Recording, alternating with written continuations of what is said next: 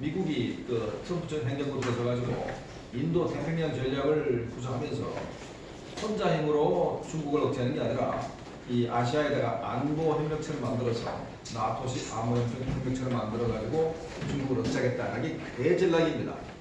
그런데 한일 간에 싸우면 안 되는 거예요. 그럼 기본적으로 한국과 일본, 미국이 축기됐어. 그다가 이제 하나씩 붙이려고 합니다.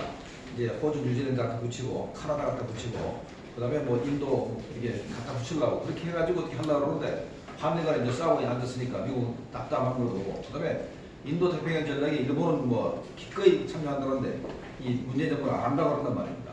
그러니까 그러면 한국이 동맹국이냐 의문이 딱 제기되는 거예요. 그런 나라한테 무슨 뭐 전술핵을 제비치겠습니까? 처음부터 전제가 잘못되기 시작한 거고, 그 다음에 이제 문재인 정부가 들어서자마자 2017년 10월 달에 충격하죠. 3노를 얘기했습니다. 세 가지 안 하겠다. 첫 번째, 사드 추가 배치하겠다. 두 번째, MD 가입 안 하겠다. 세 번째, 한일 관계가 군사 동맹 관계를 발전시키지 않겠다. 이거 미국이 원하는 건 다 하겠다는 겁니다. 자, 사드가 현재 한 개 포대 가지고는 우리 수도권 방어를 못합니다. 그러면 더 사야죠. 근데 이 정부 하겠습니까? 이게 거기 딱 걸렸고, MD 가입을 안 해가지고 요새 말이죠. 북한이 뭐 좀 쏘면은 좌측 모두 제대로 알지도 못합니다. 어디서 쏘는지도 모르고 사거리도 모르고 탄착점도 몰라요. 그럼 며칠씩 고민한다고. 아니 MD 가입하면 그냥 됩니다. 그냥. 그건 다 알게 돼 있어요. 왜 이렇게 고생을 합니까? 돈 들여가지고 MD 가입하면 되는데 무슨 이런 데 다 있어요. 이거 말도 안 되는 짓 하고 아까 전에 한일 그 군사동맹 문제는 한일만 하자는 게 아니에요. 아시아에다가 안보체제를 구축해서 거기 가입하면은 중국과 러시아가 한국을 함부로 못합니다. 당연히 조그마한 북한은 말도 못 거리는 거죠. 왜 이렇게 힘들게 살아요? 거기 가입하면 되는데. 그러니까 참 웃기다 이 말이죠. 그래서 문재인 정부가 처음부터 단추를 잘못 꼈다는 얘기를 지금 하는 거고, 그 다음에 이제 자 미국의 핵전략이 아까 배웠던 얘기를 우리 저 신민 박사가 쭉 얘기했습니다. 과거에는 미국이 돈을 많이 들여가지고 재래식 전투할 의미가 있었어요. 이제는 재래식 전투하는데 돈 많이 쓰고 싶지 않습니다. 그리고 미군을 죽이기 싫어요. 그럼 뭐가 정하겠습니까?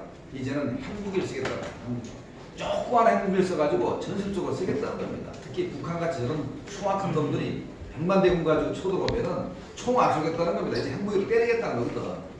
자, 그러면 핵무기 때리려면 어디 가야 어떻게 하면 돼요? 한국에 대치를 하고 싶어요. 하고 싶다고. 그 말은 안 꺼냅니다. 왜? 아직까지 북한과 협상을 해야 되기 때문에 전술핵을 한반도에 배치할 수 절대 안 합니다. 그 대신 무슨 말 했어요?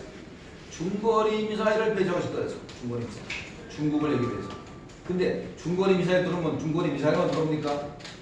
중국이 말이죠. 중거리 미사일, 미국이 중거리 미사일 배치한다고 하면서 뭔 얘기를 했냐면, 첫 번째, 미군이 위험하다.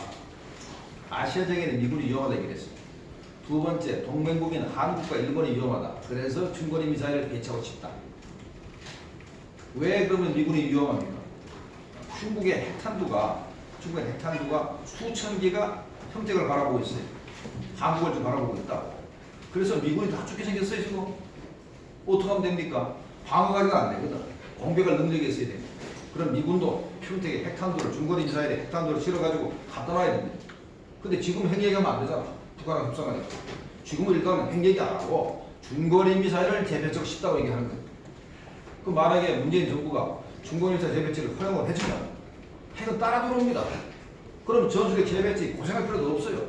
그냥 따라 들어온다고. 그러면 그때 들어오면 그때 가서 우리가 쓱 제기하면 돼. 야, 우리 같이 쓰자. 핵 공유하자 하면 되는데 얘기는 아주 쉽게 풀리는 겁니다. 근데 문재인 정부가 지난번에 뭐랬어요? 지난번에 노영민 비서실장이 국회에 와가지고 우리는 미국하고 논의한 적도 없고 앞으로도 절대로 그런 일은 있을 수 없다라고 분명히 뭐를 딱 박았어요.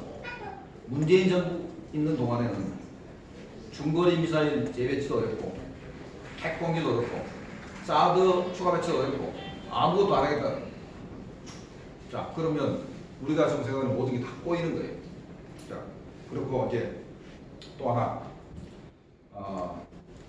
사드 배치하는 얘기 나왔지 않습니까? 사드가 성지에 왔는데 현재 아직까지도 환경 영향 평가하고 있습니다. 문재인 정부가 들어서자마자 2017년 10월 달에 10월이 아닙니다. 들어서자마자 5월, 6월 달에 그때 그때 그 전 국회의장도 한번 저 특사로 보냈고, 그 이어서 이해찬 전 총리도 특사로 보내가지고 이 사드 문제를 재검토하겠다는 식으로 얘기를 했습니다. 제가 문장을 정확히 봤거든요. 재검토하겠다는 식으로 얘기를 했어요. 그러니까 중국 입장에서는 잘만 하면 사드가 나겠다고 판단을 했습니다. 아니, 대통령 특사 와서 얘기를 했는데, 그러니까 요번에 5월 29일 날 일본에서 G20 정상회의 있었지 않습니까? 시진핑이 또 얘기했어요. 야, 사드 배치 어떻게 됐어? 또 했어요. 네 특사가 와서 얘기했잖아. 그러니까 이 정부 내내 얘기하는데 사드 배치에 대해서. 그래서 그 다음에 이제 그 미국 쪽에서 한국이 사드 때문에 중국의 경제 제재를 받았다. 근데 왜 미국이 가만히 있냐 그러니까 미국에서 뭐랬는지 알아요? 니들이 말이지 사드 배치를 완전히 허용을 해줬으면 우리가 중국에 당당히 얘기했을 거다. 니들 미국 무기에 대해서 니들이 건방지게 말이 우리가 이거 갖다 놨는데 거기에 대해서 한국 동맹국을 다 제재를 해? 웃기지 말라 해줬을 텐데, 아니 이거는 뭐 배치를 한 것도 아니고 안 한 것도 아니고 환경 영향 평가한다고 철수 재검토한다는데 어떻게 우리가 중국을 상대하냐, 이렇게 하는 게 미국의 반응이었다고요. 또 마찬가지입니다. 미국이 중거리 미사일을 한국에 배치할 때도 한미 동맹이 튼튼하고 물샐 없이 완벽하면 중국이 함부로 제재 못합니다. 왜? 더 큰 제재를 맞을 것도 자기들이 경제적으로. 패드로 확실하게 할 필요가 있다. 라는 우리가 얘기할 필요가 있고, 또 하나는 이제 오늘 주제하고 조금 상관이 없는데, 우리 시링뉴스가 그 유튜브에 올렸더라. 그 주한미군이 아이언돔 2개 포대를 구매를 했다. 제가 제 지론이 왜 북한군의 다연장 로켓포, 방사포의 그 직접 위협을 받으면서 왜 이스라엘제 그 아이언돔을 안 사라고 내가 수도 없이 얘기했습니다. 그럼 주한미군이 왜 그런 아이언돔을 살 것 같아요? 방사포로 막으려면 전 지구상에서 이스라엘밖에 없습니다. 요번에 북한이 시험한 게 대구경 방사포입니다. 이 방사포를 물론 구경이 크고 속도가 빠르기 때문에 과연 이스라엘제 아이언돔으로 막을 수 있을지 없을지 잘 모르겠어요. 그런데 어차피 시간이 지나면 저는 방사포에도 핵탄두가 실을 거라고 봅니다. 핵탄두, 지금 북한이 현재 가지고 있는 핵탄두 제일 작은 게 60cm짜리. 이게 3년 전입니다. 현재 400mm거든요. 400mm면 내가 얼마 안 돼서 난 실을 거라고 보거든요. 그렇다면 방사포에도 핵탄두를 실었다. 어떻게 막을 거예요? 내가 볼 때는 미군이 아이언돔 2개를 주문하면 생산되는 데 시간이 좀 걸릴 겁니다. 그 이유 자체가 내가 볼 때는 방사포에 실은 핵탄두를 막기 위해서는 중요하다고 보고, 정상적인 정도라면 우리도 이 아이언돔을 사야 됩니다. 그래서 우리가 북한이 그 다연장 로켓포, 방사포 핵탄두를 칠 때 대비하지 않으면 우리는 아마 북한과 기울어진 동작에서 싸움이 되질 않습니다. 네, 이상입니다.